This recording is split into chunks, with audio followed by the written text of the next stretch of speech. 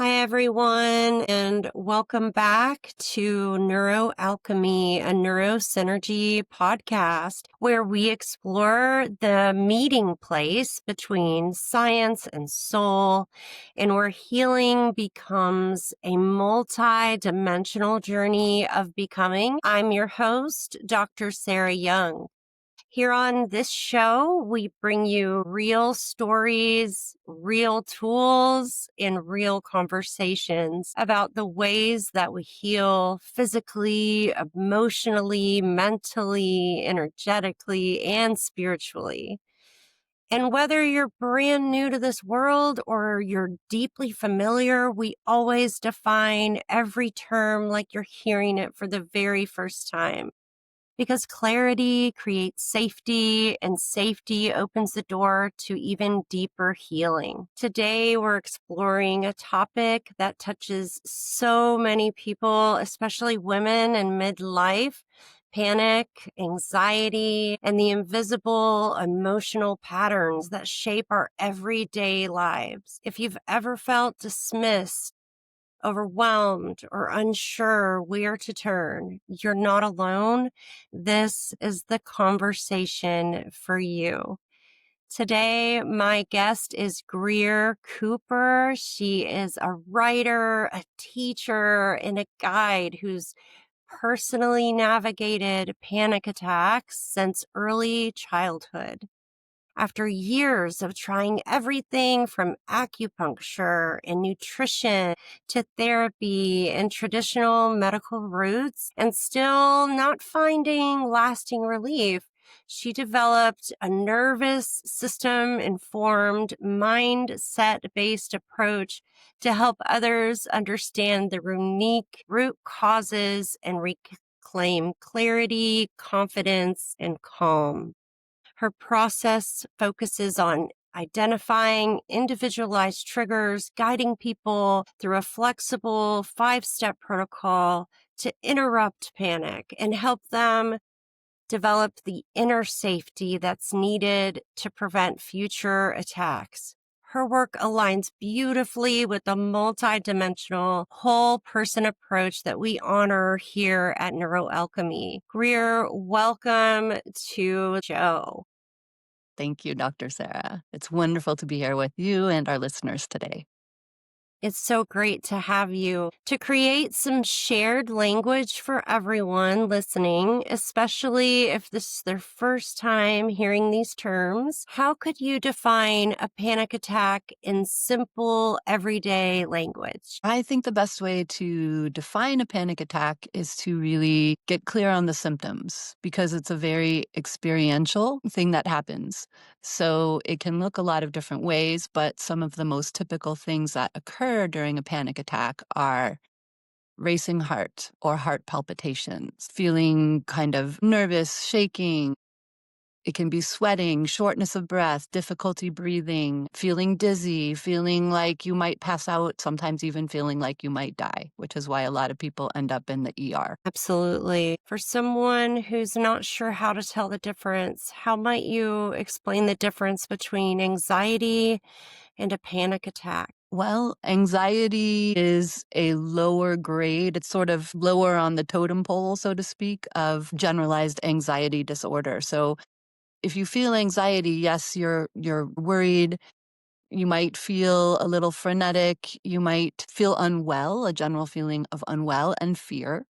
But a panic attack is that times 10. When you describe panic through the lens of the nervous system, what do you want people to understand about what's happening in the body at that moment? Okay, well, typically, most people that I speak with who are suffering from panic attacks have what we call nervous system dysregulation. So, what that means is the nervous system is out of whack. And we really have to sort of define what I mean by the nervous system, because our body has a vast network of nerves, but I'm speaking about the automatic nervous system, which controls all of our involuntary functions, everything from breathing and heartbeat and digestion, things like that. So all the things that happen in the body without us having to do anything. And so when the nervous system is imbalanced, we're basically, our fight and flight is taking over, and the rest and digest side of the automatic nervous system is not working properly. And so you're in this fight or flight, and it doesn't take much to put you over the edge, so to speak. It's like having the gas pedal on that doesn't ever come off, huh? Right, exactly. When you talk about the root causes of panic, what does that mean to you? To me, that means getting down to the bottom of the issue. Because if you don't know what's causing the attacks, then how are you ever going to be able to address what's going on? So this typically looks a lot of different ways. I mean, it's a process of personal excavation, but it's also wanting to really understand, to have, so that you can have a holistic approach that works in the long term rather than just treating symptoms. So it's wanting to understand exactly what's causing your attacks. And it can be a lot of different things. It's very personal for everyone, because obviously no two people are the same. We have grown up in different circumstances. We've had different life events occur. Those root causes are not the same for everyone, although there are many that are common. One we've already touched on, of course, being what I like to call the hidden root cause of many panic attacks is the nervous system that's out of whack. And there are lots of reasons why that happens, but typically in midlife, that's the perfect storm for women, right? Juggling a lot in life. Maybe we're raising children and caring for aging adults. So we're in the sandwich generation. We're running a household. We're paying the bills. We're getting food on the table. We're making sure groceries. We're getting kids to activities. There's a million things going on, and working and. And we're also going through things that happen in perimenopause that I think take a lot of women by surprise. And that dialogue is starting to blossom more. And there are more and more resources available for women. But, for myself, I have a background as a professional ballet dancer. And even though I've taken excellent care of myself my whole life, perimenopause knocked me on my butt. I'll just be honest. And so I think it can take people by surprise. Sometimes that can also include health challenges that we don't know how to deal with. And often it can be hard to get answers and solutions as well. And that can contribute to greater anxiety. It sounds like that the root causes can be as varied as the people on the planet, right? So there's a Hmm. lot of variations of that. And it also sounds like that discovery, right? It's a journey of and an unfoldment of learning about yourself and really getting to the bottom of things. Your first panic attack happened at age 11. Can you take us into that moment in time and what it was like when there wasn't the language for you to describe what was going on? Yes, I was actually at summer camp at the time, at sleepaway camp, which made it all the more terrifying because I didn't really know who to turn to since I was not with my family. But I just remember feeling very dizzy, complete, like absolute terror, feeling like I might pass out, feeling like I might die, feeling shaky, feeling just absolute, complete terror. So somehow, even at that young age, I knew enough to actually remove myself from the environment where I was because it was really loud and that was intensifying the issue.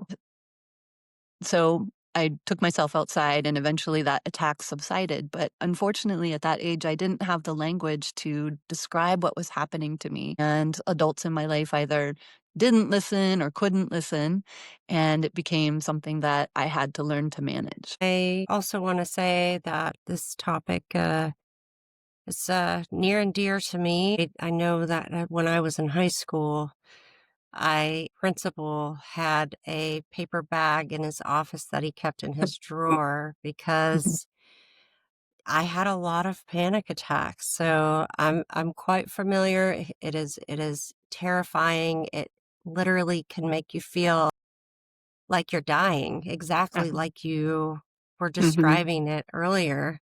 And it's interesting that you mentioned sensory overload. That's absolutely a trigger for a lot of people, mhm, especially in the world that we live in today where everything is so loud. And I don't just mean volume, I don't mm, just mean sound, right? mhm, So energy, light, just everything can be kind of mhm. interesting.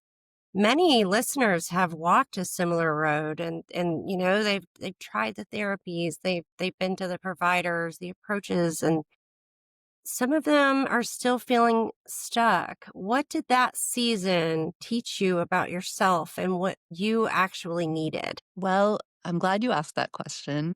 I've personally found that what you already touched on, any healing journey is a personal journey. And so the first step is really to take agency for yourself and find out what works and what doesn't. And unfortunately, I had to go through many different trial and error scenarios to find what did work. I found that even trusted experts didn't always have the answers. And that was frustrating sometimes, and also kind of left me in a situation where I felt very alone with it. But I knew I couldn't keep living the way that I was living. And so that exploration became a search that I continued until I found the right tools. Unfortunately, a lot of experts come from the approach of just treating symptoms rather than taking a holistic approach that does uncover the root cause, that does give you the tools to empower yourself to walk back and attack when one is happening. There's not always even information about how to care for yourself and what's going on. So yeah, taking responsibility, being persistent, and also I think a lot of people have lost hope. They don't believe that they can be cured. They don't believe that panic attacks can stop happening. That's a myth that's been circulating around the world. I see that in a lot of support groups. So having hope that you can come out the other side, because people have. I personally have now lived without them for over a decade, and so it is possible. Absolutely. I love what you said about, taking agency of yourself, being your own advocate. And we're we're different, every one of us is different. And it sounds like this path really created a a piece of resilience in you and it created a lot of strength that I'm seeing. So, I think it's so important that we acknowledge those things about ourselves and we Mm, acknowledge our growth. And for me and for my path, and you can speak to this too, but there's something to be said for having the willingness to be open to other possibilities, right? To be open to things being different. And sometimes change can be scary, Greer, right? I mean, especially if it's, yeah, if it's something new and you're like, I don't know if that's real or not. Sometimes humans like to stick with what's familiar. So a lot of the time being open to the possibility of something else can be huge. You've shared that panic almost always has those multiple contributing factors. mhm. What are some of the hidden or overlooked pieces that you often see? Well, we've touched on one of them already, which Mhm. is the nervous system. A lot of women are living in a state of perpetual busyness and not allowing themselves the time and space to rest and recharge and replenish. And so it becomes a situation of diminishing returns. So lack of self-care definitely is another one. And the third is really, I mean, panic attacks are something that is occurring inside. And so that means that it's in your inner world. And so we need to shine a spotlight on what it is that's going on inside that is contributing to that. A lot of people get stuck in mental habits that don't support them. This can look like feeling fearful about the future. What if thinking, often conjuring up worst case scenarios, worrying about others, things like that. Women are natural nurturers, so I see that happening a lot with mothers, obsessing about the past, and also, judgment, blame, self criticism, things like that. So I like to look at it this way: the way that our minds operate are fall into two categories: those types of thoughts that are serving our highest good and those that aren't. So a lot of this becomes a personal exploration about, well, wait a minute, what's going on inside that's keeping me in this state? Yeah, I would say that in my experience, we're kind of not taught to tune in, right? To our bodies, to our minds. We're kind of conditioned, if you will, to be outer, outer, outer. We're also quick to judge ourselves and not want to confront those things because we place judgment on them as being possibly bad or negative, right? Mm, And it's so important that we give ourselves that permission to rest. I'm so glad that you said that. And you can't give from an empty cup. You know, we no. we we do, especially women as nurturers. We push the boundaries of what often our human body can really do. And I always tell my clients, like, fill your cup first, right? Because you can't give from an empty cup. You take a very individualized approach with your clients. What patterns or clues are you looking for when you're mapping someone's panic profile? Well, I always begin with an in depth assessment of various factors, including lifestyle choices, things like: what time do you go to bed? What time do you wake up? Do you keep that same routine throughout the week? What does your caffeine consumption look like? How much exercise do you get? How much fresh air do you get? All that sort of thing. So there's that aspect. But then the others are, we look at discovering their root cause. So, one thing that I have people do initially is a practice where they set an alert on their phones 3 times throughout the day: morning, midday, and evening. And when that alert goes off, to just sit, close your eyes, and just notice what's going on in your inner world. Ask yourself questions like, you know, what am I thinking about right now? Is it helping me or harming me? And is there a better feeling thought I could practice instead? And to journal that, because over time, you can begin to recognize patterns of mental habits. So that is one. We also obviously go through the protocol to walk back a panic attack.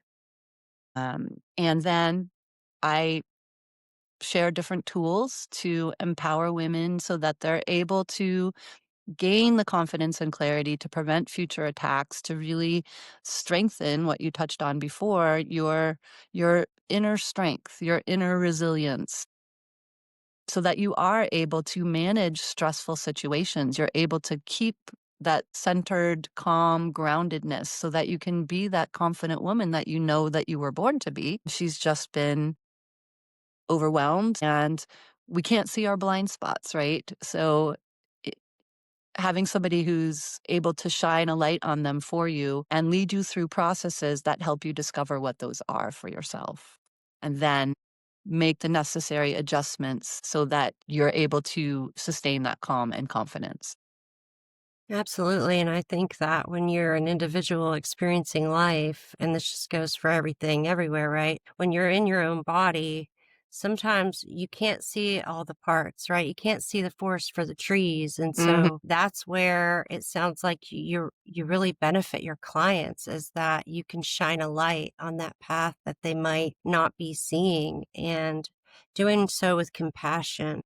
Mm. Can you walk us through your 5-step protocol for interrupting a panic attack? And as you go, feel free to define any terms that might come up that would be new for our listeners. Yeah, of course. I like to keep things really simple, so hopefully I won't have to explain too much. And of course, I can touch on what the steps are. I can't really go completely in depth for every single technique, but the first step obviously is awareness. So that is something that we begin with in my panic free formula program to help people to build awareness so that you notice sooner when you're starting to feel off so that you can take steps to correct that. Awareness is step number 1. Step 2 is to cut down on stimulation. Because as we've already discussed, for many people, they're living in a state where their nervous system is just to the point of almost being overwhelmed all the time. And so you're very reactive. And so it doesn't take much sometimes to put you over the edge into a panic attack. And so if one is starting to happen, one of the quickest ways to do that is to go to a quiet environment and remove yourself from noise and whatever kind of activity is going around. The third step is to turn your awareness inside. So I like to have people close their eyes and begin to just notice your breathing, because the biggest mistake that people make that most people make anyway, when they're having a panic attack is that they stop breathing normally. So you touched on that with your paper bag story, but this can look like tight, shallow breathing, or probably what was happening to you, which was hyperventilating, right? So either way, the nervous system is getting an emergency message because the breathing isn't proper. And so you're not getting the proper amount of oxygen. So you tune into your breathing and close your eyes and just start by slowing the breath. That can go a long way in calming the nervous system because breath and nervous system are intricately interwoven, right? So if you can calm your breathing, then you can calm your nervous system. And so the next step is to make your exhale slightly longer than your inhale. Because again, this is sending a calming message to your nervous system. And I teach specific breathing techniques, including one that is like the supercharged one to help you really reset to calm within minutes, but that's the basic protocol. So if you can remember that it begins with your awareness, it begins with getting quiet, and then regulating your breath, just that alone can go miles to helping you to walk it back once it starts to happen. And isn't that, I mean, don't you find that so empowering that we have within us the ability, if we choose into it, to kind of hijack our system and we can create calm? That's empowering, right? That's empowering that, you get to be a guide for people and teach them that there's power there that they might not be seeing. The fear of the next attack can be its own cycle.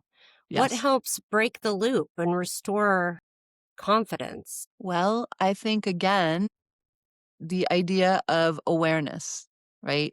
And the idea of shining a light on your mental habits. So a lot of people get stuck in what I call mental thought loops, where you practice the same thoughts over and over. And in fact, a recent study showed that the average human tends to think about 60,000 thoughts per day. 80% of them are negative. 95% of them are repetitive from the day before.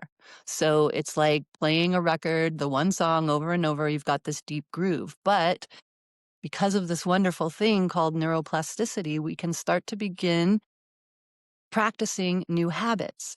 So that's why I have people do the daily alerts, checking in with what's going on, because when you begin to become more and more aware of, oh my God, I'm thinking this thing again and it's hurting me, and I can choose a different thought, then you can break that cycle. So it becomes two-pronged approach of awareness of what's going on internally and then building new habits. Yeah, I think that's a key, practicing regularly, even when you're not in the state of everything is too much, right? So that you practice enough so that when the moment comes that you need that tool, you're so accustomed to using it that it's not as difficult to find it. Mhm, You've mentioned so many, this next question, you've mentioned so many already. mhm, I like to use the answer to this question as somewhat of a challenge for our listeners over the next week. okay. So I'm just telling you that because I know there's a few things that you might have already said. But Mhm, what are a couple grounding practices that people mhm, can use today to feel safer and more regulated in their own body? And the idea is mhm. we really want our listeners to do this every day for the next week if they can. Right, right. Well, yes. The one that I already mentioned, just the 3 daily alerts, is, I think, the biggest one. That's what I have everyone start with, just because we're building awareness of what's going on internally. And through building that awareness, you can begin to shift those habits. So do the thing.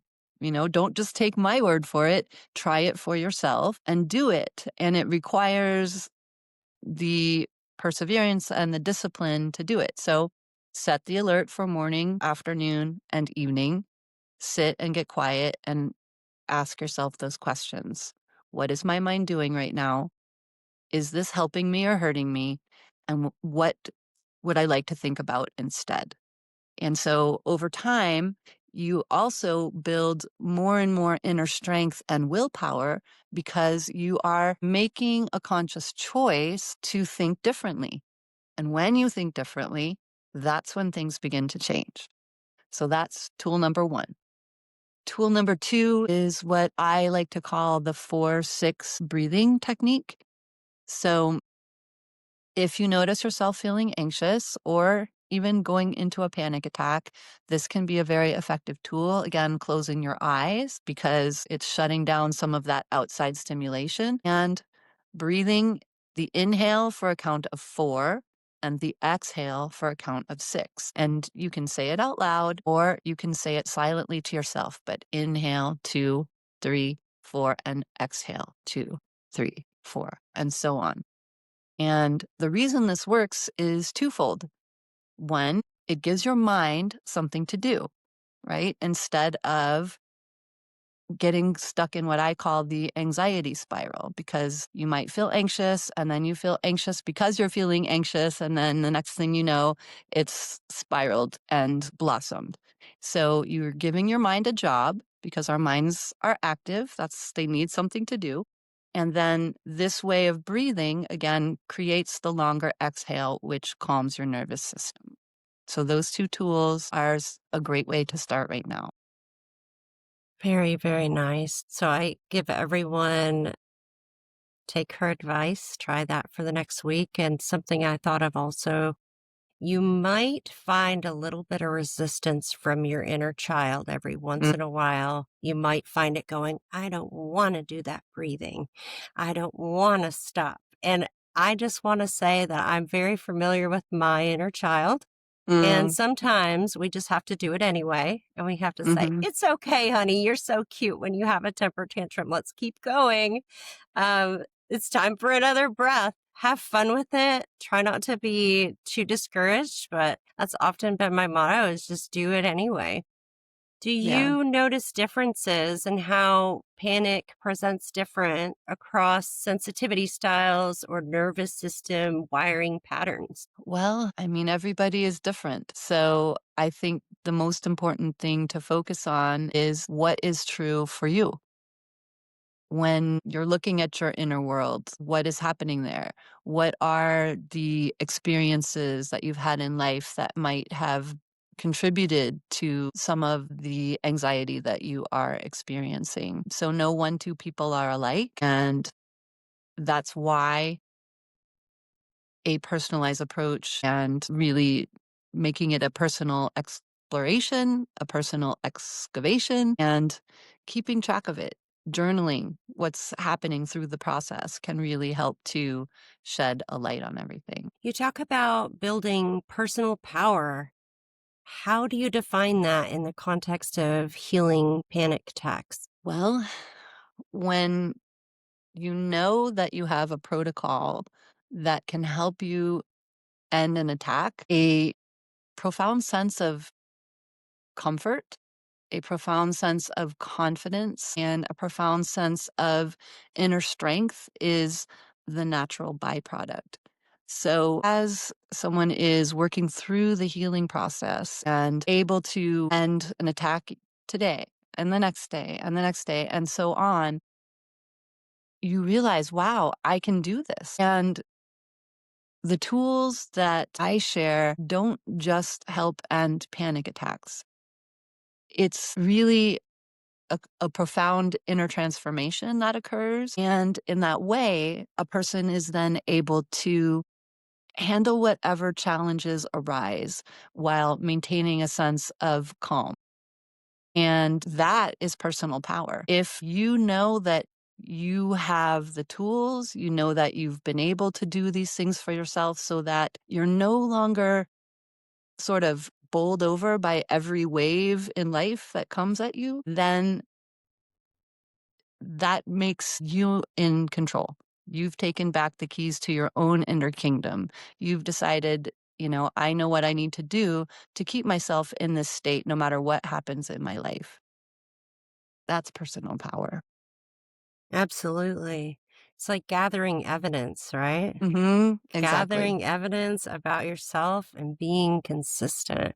Tell Mhm. us how your own journey's been transformed emotionally, mentally, or spiritually beyond just the reducing of the panic attacks themselves.